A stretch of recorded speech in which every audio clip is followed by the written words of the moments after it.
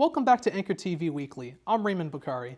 Coming up, learn about how you can represent your graduating class in a leadership position. Then, a preview of multiple events that are happening throughout this week at Rhode Island College. And of course, a look at this past weekend's Rick Sports results. But first up this afternoon, the Get the Scoop Student Activities Fair mentioned in last week's newscast was postponed shortly after it aired. The event was pushed to this Wednesday due to inclement weather. During the fair, students have an opportunity to get more involved on campus by signing up to join any of the 65 student organizations at RIC. As it would have been last week, this event will take place from 12 p.m. to 2 p.m. right on the quad, with the Student Union Ballroom set as the rain location. And don't worry, the free ice cream will still be available as well. The fair is just one of multiple ways this week students can become involved. Tomorrow from 11 a.m. to 2 p.m., there will be 2 tables at the Donovan Dining Center helping those eligible register to vote to coincide with National Voter Registration Day. In Rhode Island alone, there are multiple special elections coming up.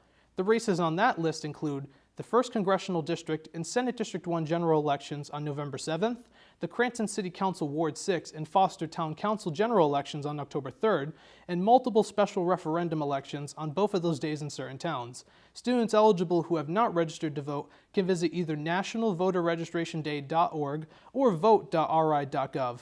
On that same day is the last chance students can declare their candidacy for a class officer position.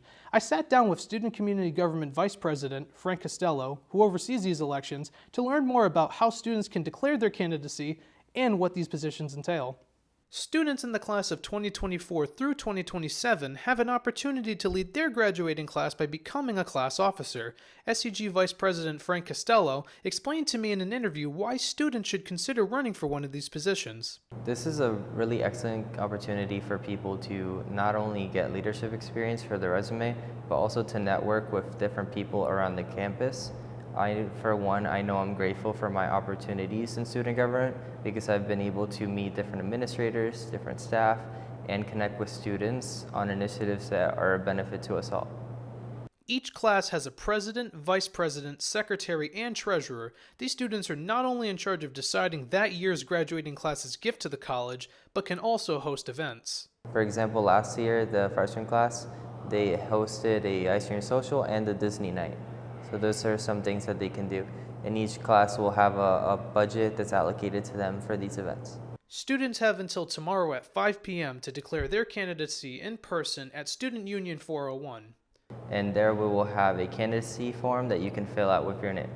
Ballots will be sent out electronically from the Dean of Students on September 26th. Students can only vote for positions from their respective graduating class, and results from these elections will be announced at the October 4th SCG Parliament meeting. From Rhode Island College, Raymond Baccari, Anchor TV. Students who have additional questions regarding the class officer elections can email Costello. His email is vicepresident@ric.edu.org. And now, an update on how Rick sports teams are doing. Anchor TV General Manager Brian Brierly is in studio to fill in for Sports Manager Isaac Bean this week. Brian? Thank you, Raymond. Rhode Island College's women's soccer and tennis teams both had strong starts this season. The Anchor women's soccer team are currently on a 2-game win streak. Their 2 recent wins came Thursday against Curry College and Saturday against Vermont State University, Castleton. During both games, Rick scored 1 goal, which were enough to win.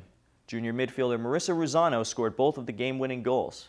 The Anchor women's current record is 3 wins, 1 loss, and 1 draw.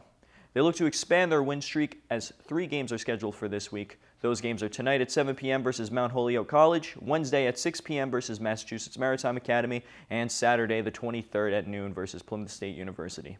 The Anchor women's tennis team are also on a 2-game win streak. They won their last 2 games versus Suffolk University 9-0 on Thursday, and another 9-0 victory versus Vermont State University at Castleton Saturday. Looking ahead, the Anchor women will have 2 games this week. They face Clark University on Thursday at 3:30 p.m. and University of Southern Maine Saturday at 1 p.m. And the men's soccer team had their first loss this season Saturday versus Vermont State University Castleton. The Anchormen scored 1 goal while Vermont State scored 2. The Anchormen look to pick things up and get back to their winning days with 2 games scheduled for this week. They face Emerson College tomorrow at 4 p.m. and Plymouth State University Saturday at 1 p.m. In studio, Brian Brierly, Anchor TV. Back to you, Raymond. Thank you, Brian. Looking ahead to the rest of this week's events, National Hispanic Heritage Month, which is celebrated annually from September 15th to October 15th, has begun. During this year's celebration, RIC is hosting a number of events.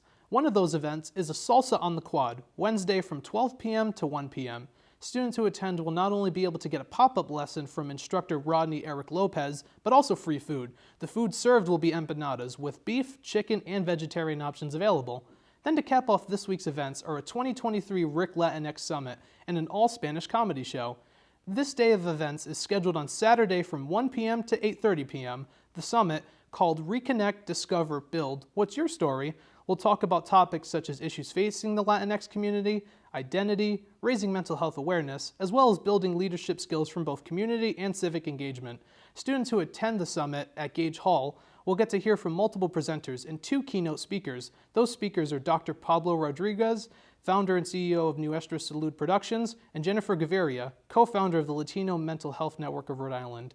And the comedy show, performed by comedian Salo Garcia in Sappensley Hall, is set to begin at 7 p.m. that day. To register for those events, students can visit bit.ly/RicSummit23 or scan the QR code from the event's posters seen all throughout campus.